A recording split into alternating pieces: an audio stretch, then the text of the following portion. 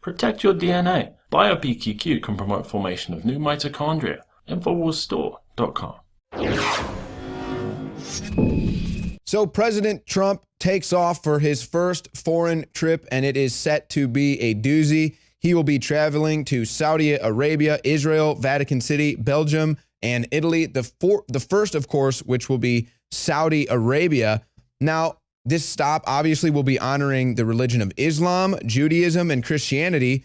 We'll see if they still want to say he's a homophobe or a religiphobe or anything like that, even though he's paying homage to all religions, as you can see with this trip. And he's going to be joined by the First Lady, Melania Trump, but then a little extended family as Ivanka and Jared Kushner will be joining him. I did not elect Ivanka Trump or Jared Kushner to be a part of the foreign policy negotiations. And there they can be seen. That's actually from today. The happy couple in this Game of Thrones getting ready to aboard Air Force One with the president. That's my daddy, says Melania. So Trump will be meeting with Pope Francis, and he will also be meeting with the Saudi king. And he's actually going to Saudi Arabia first. That's where they are first planning to go. And this is interesting because right now Trump has on the table a huge weapons deal to the Saudis. This is a weapons deal that I think is a bad deal. I don't know why we would be arming the Saudis. I don't know why we would be trusting them with these weapons in the region, trust that they won't continue to destroy Yemen or any other countries in that region. Nonetheless, I guess Trump looks at this as a business deal, and he thinks that this is going to make business strong and return money into the United States, maybe continue to help that stock market.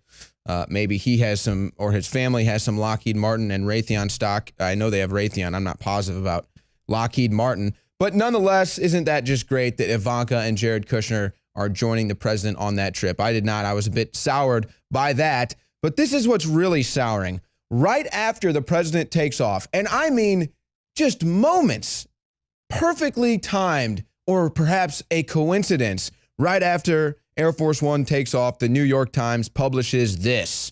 Trump told Russians that firing nut job Comey eased pressure from investigation, folks. And it didn't take, what, a minute, maybe 2 minutes before nut job was all over television, all over Twitter. Now, this is the interesting thing that you have to take from this story. Now, again, this is what I've been noticing them doing more and more of. It used to be you would get this every once in a while, but now it's just nonstop. The New York Times constantly cites, according to a document. Now, this is a quote, according to a document. I just fired the head of the FBI. He was crazy, a real nut job. Again, according to a document. It goes on, I'm not under any investigation. Now, this is interesting for 2 points. Well, 3, 4, maybe even 5. 1, somebody obviously leaked this. 2, the Democrats were calling Comey a nut job and saying he cost Hillary the election before any of this madness happened. Now they're on the opposite side. You've also got Trump having to defend himself because of this. And this is the key. They've backed Trump into a defensive position where he's constantly having to defend himself about some Russian collusion narrative that is obviously made up. So for them to continue to press this, whoever leaked this story is just putting Trump into a defensive position again, saying, oh, here he is again. He has to defend himself from this Russian collusion narrative, when all that is a psychological operation against Trump to provide credence to the false narrative that he is colluding with Russia. So he really just needs to, I guess, try to bury it all together, but I guess that's what he was trying to do when firing Comey. But what do you think, folks? A coincidence that the New York Times publishes this story, obviously from a leak, right after President Trump takes off? If you think that that is a coincidence, I got a bridge to sell you underwater. But let's be perfectly honest. You want to talk about nut jobs? There was a nut job that happened in the Oval Office. It was actually Bill Clinton. Remember that? Let's go to this glorious tweet right here. The original nut job. Okay, we're just going to leave that one right there. Now, back to the news. Again, we already hit the New York Times, which is totally anti-Trump, but the Washington Post is on it as well. Russia probe reaches current White House official, people familiar with the case say. Again, this comes right after Air Force One launches. Right after the wheels are up, folks. This is not a coincidence. So again, trying to put Trump into a defensive position, having to defend himself against these Russia narratives. Now, here's the interesting thing. As I mentioned that I'm getting more worried about these leaks. Not used to bother me as much. Now really starting to worry me. Top Republicans worried Evan McMullin secretly taped conversations. Okay, so everybody's taping everything. Everybody's spying. Everybody's concerned about this. But why are people worried about Evan McMullin? Well, let's go back in time a little bit here. The Washington Post publishes a transcript of a conversation among GOP leaders, including Paul Ryan, that apparently alleges that a joke was made about Trump being paid by Putin. But you have to ask, okay, where are they getting this? Where are they getting this? Well, I guess leaks from Evan McMullin, but who knows the legitimacy of this transcript? I can't confirm it. Can you? We're supposed to trust the Washington Post. And then right after they publish that, they publish this. House Majority Leader to colleagues in 2016, I think Putin pays Trump. So you see how they feed their own narratives? You see how they feed their own talking points?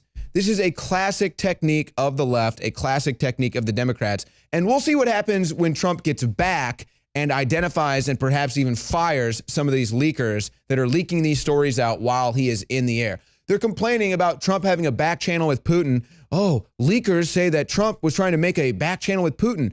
No kidding. Really? You don't think Trump wants to have a back channel with Putin so that all the people spying on him, like the Obama administration and all these other leakers, can't get those details out to the deep state and the press? Shocking Trump wanted a back channel. But let's go more on the Russia narrative. Apparently, there was a secret meeting today. There were some members of our government that were there, including one, Elijah Cumings. You know, Elijah Cumings, I think, has done some good things in his past. He's done some strange things in his past. I think more than anything, though, he is just really confused right now and just being tugged around by all this fake news. This is Elijah Cumings after a meeting today regarding the Russia narrative and collusion with Trump. Of the briefing, I am still convinced that, and this is not about the briefing, but my feelings. Because there are three parts to this very significant moment in American history. Did you hear what he just said? Going off of his feelings. His feelings. Well, I don't have any evidence. I don't have any proof, but I have feelings. Feelings. So this is Democrat leadership going off feelings. And then what do you have in the street? People protesting Trump with no evidence, but feelings. Elijah Cumings has feelings, folks. So he's going to try to impeach a president over it. Let's roll to the next one. One, we have an election that was interfered with by the Russians. That's got to be looked at. A election that was interfered with by the Russians, even though it was proven there was no actual hacking, there were no votes actually changed. They can't prove any of that happened. In fact, they said the exact opposite. And what we actually have proof of is superdelegates rigging the election for Hillary Clinton, and in the WikiLeaks, Hillary Clinton colluding with media to try to cheat during debates. Silent on that, though, is Elijah Cumings in these great trying times in United States history, according to Elijah. Let's roll to the next one. Two, we have a situation where there's question as to whether there was some type of collusion. Oh, there's question, all right. You keep asking, but you're not finding the answer you want. See, that's the key here. They're going to keep asking the question until they get the answer they want. It doesn't matter that they've already been given the answer. There is no collusion. We don't have any evidence. It's time to move on. They're just going to keep asking the question, aren't they? Because it paints Trump as an illegitimate president, and it continues the false narrative without their desired answer, which would force impeachment. So again, you have nothing to stand on, Mr. Cumings. Let's roll to the next one. The government's role, the Congress's role, really is to look forward, to make sure this does not ever happen again. The threat that somebody in Russia or some foreign land could dictate who sits in the Oval Office and determines our policies and our destiny should upset every single one of us as Americans. This is amazing to me. First of all, he says we have to make sure that this doesn't happen again. What happened? What happened? What are we trying to avoid from happening again? Oh yeah, you still don't know that. But then he says foreign interests, foreign lands, foreign leaders influencing our election. Hey, Elijah, look at the Clinton Foundation. Look at where Clinton takes money from. There's your foreign donors. Look at John Podesta's stock deals with the Russians. This is unbelievable. He's up here complaining about foreign influence as the foreign influence is actually on the Democrat Party. Let's roll to the next one. We should never forget what started all of this. That is 17 intelligence entities of the United States of America unanimously concluding that the Russians tried and to some degree interfered with our elections. So you have 17 intelligence entities that all said that there was influence, yet somehow we don't have any evidence, no proof, nothing. We're still sitting here spinning our wheels, even though 17 entities all decided that this happened with no evidence. That's amazing how that would work, isn't it? Something doesn't seem right about that. Roll to the next one. Keep in mind, the Russians are looking forward to interfering in more elections. Oh. They just did it apparently in France. No.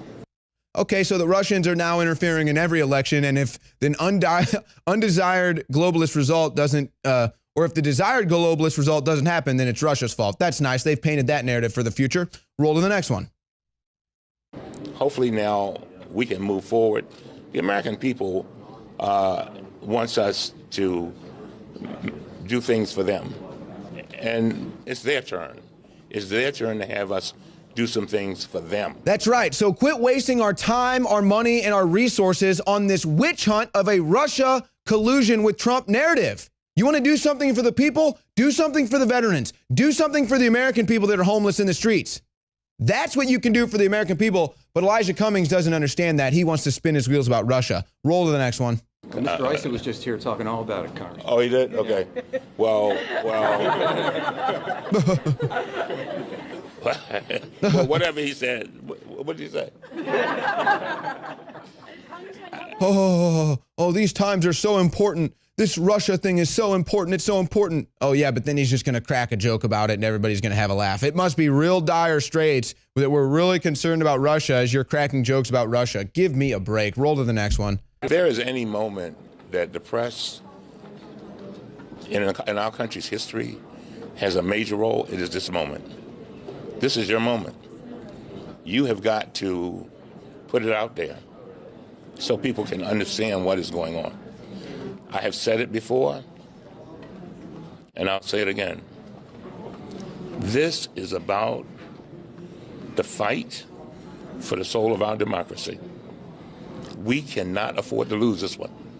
Amazing. Amazing. Elijah Cumings says that. Again, this is how out of touch with reality he is. We couldn't have afforded to lose this election to Hillary Clinton, Elijah, and we didn't. Thank God. But now he talks about the media and how important it is for them to get this out there. Get what out there? Again, we've been at this for over half a year and there's still nothing. You've hired, multiple people have looked into this and have found nothing. But this is a very important time. He says it's up to the media to put this out there, even though the people that they would look to be putting out the evidence have provided nothing for them to put out there. This shows you the state of the Democrats and of this Russia narrative. It has nothing. They have nothing. They are empty vassals. They have no free thought. They have no discernment. They just have false narratives and talking points that spin their wheels all day long. And then people like Elijah Cumings apparently are satisfied with that being his day as a member of our government, but then wants to do something for the people. Now, look, here's why we can't have people like Hillary Clinton in Elijah Cumings. Anthony Weiner pleads guilty to sexting teen girl. Okay. Now, the whole thing, I have a sickness, not an excuse. That's a whole thing that we'll see mainstream media run with. But look, let's just go through a line of events here, or a line of people. Anthony Weiner sends sex to a 15-year-old girl that we know of. That's it. Okay, he's guilty of that. He's married to Huma Abedin. Huma Abedin, an assistant to who? Hillary Clinton. Boy, it just goes on. Hillary Clinton married to Bill Clinton, who's had multiple rape settlements, who's married to Jeffrey Epstein. Pedophile island. Interesting. Also, Hillary Clinton has an affiliation with the Awan brothers and Laura Silsby, who's been caught trafficking children. Wow. Wow, wow, wow. Elijah Cumings says that it's up to America to make sure we get this one right when we already got it right by not electing Hillary Clinton. It's ridiculous that Hillary Clinton can associate with these people and get away with it. But she's not getting away with it anymore, folks, because Hillary Clinton is being protested by Haitians outside of a speech at New York City College, okay? You know why Haitians are protesting Hillary Clinton? Because the Clinton Foundation robbed the country of Haiti blind. And they would have robbed this republic blind too and shut us down in the process if we didn't get the election right in 2016. So thank God we did, Elijah Cumings.